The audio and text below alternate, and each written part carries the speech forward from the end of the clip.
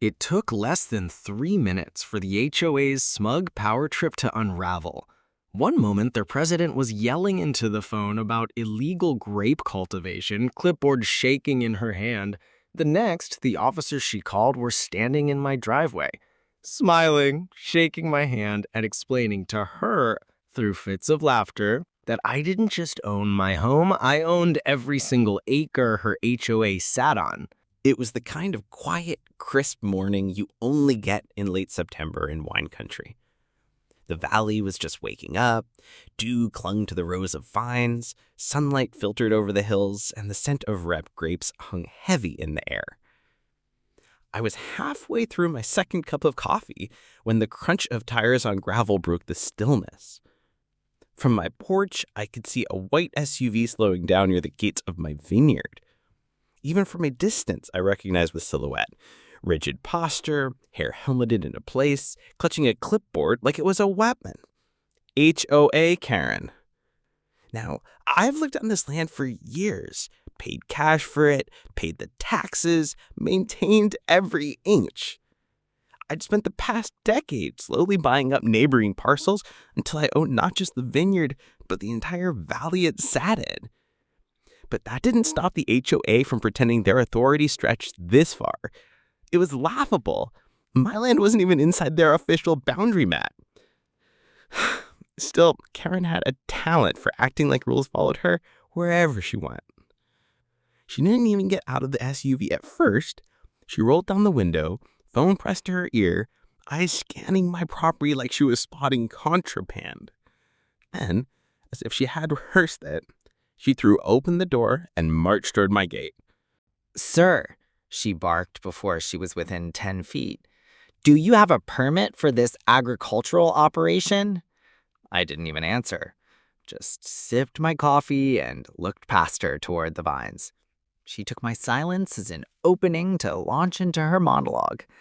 "This property falls under HOA jurisdiction," she said, voice clipping each word. "You're in violation of several regulations, noise ordinances, unsanctioned structures, and unapproved fencing. We've received multiple complaints." I set my mug down on the porch rail and leaned forward. "Karen, you're mistaken. This land isn't under your HOA. It never has been." She gave me that smirk I've seen her give to contractors, delivery drivers, anyone she thinks she's about to crush. "Sir, we'll see about that.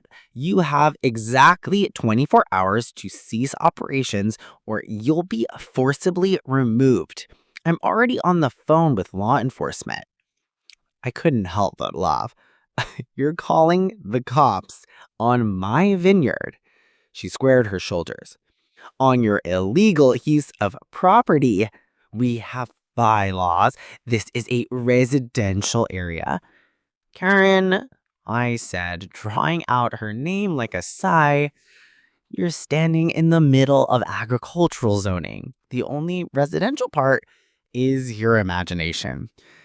But she was already dialing again, marching back toward her SUV like she had just dropped the hammer. 3 minutes later, I heard sirens.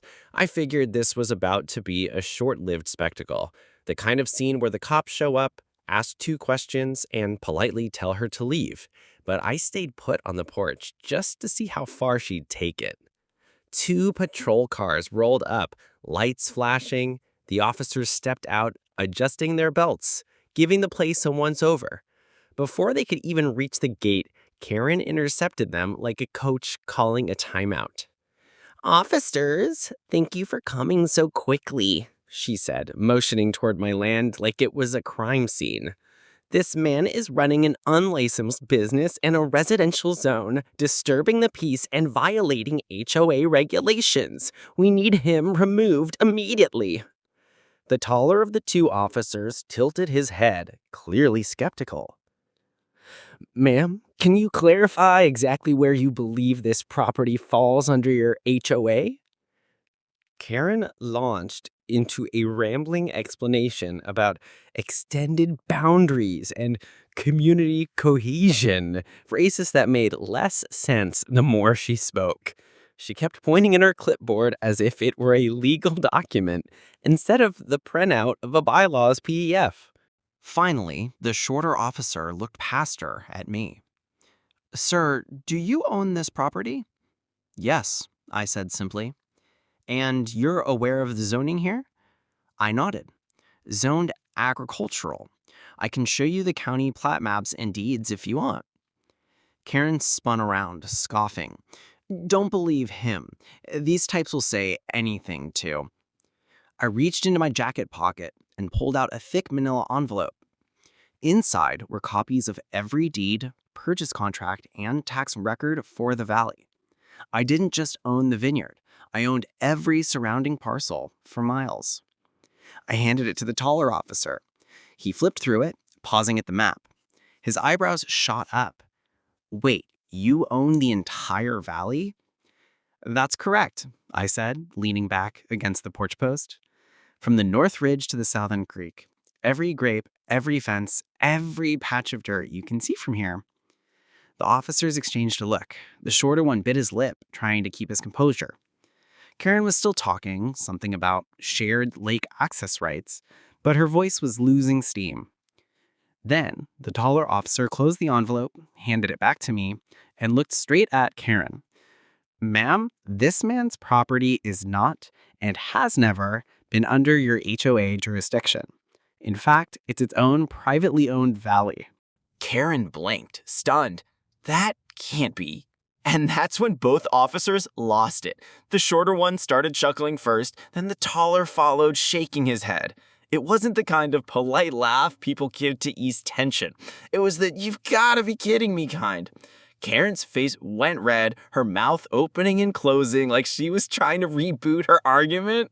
But the sound of those cops laughing on my gravel driveway with the morning sun hitting the vines was pure satisfaction. I didn't say